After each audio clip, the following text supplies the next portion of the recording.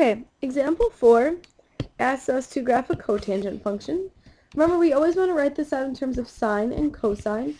So remember, cotangent is 2 cosine of 6x plus pi divided by 2 times sine of 6x plus pi.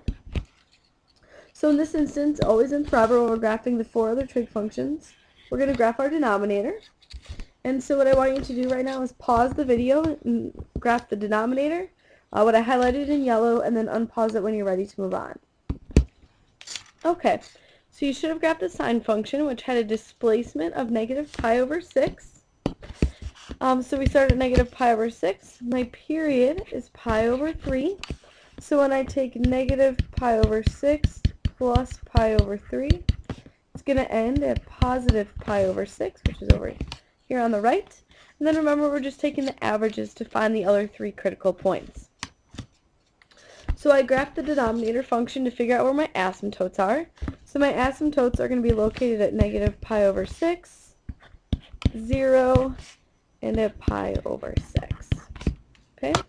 We're talking about a cotangent function. So cotangent functions have points of inflection. So that happens on the midline. In this instance, my midline is 0. So I make nice dots at negative pi over 12 and pi over 12. And then cotangent function, it starts high on the left side and goes down on the right. If you forget what it looks like, you can type y equals cotangent of x on your calculator.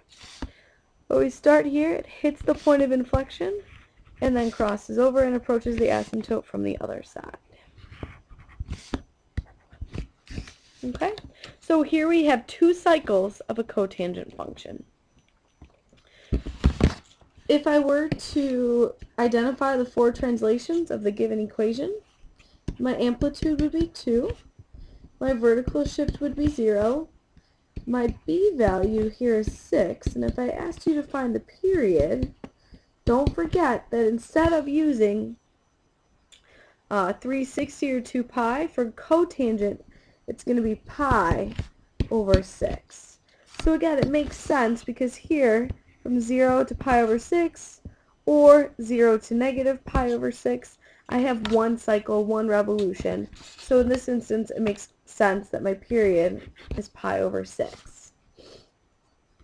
And then my displacement is still the same as my denominator function, and that's going to be negative pi over 6. And I also chose to use pi instead of 180 because my displacement had a pi in it. So instead of converting between radians and degrees, it'd be a lot less work. So here you have a cotangent function.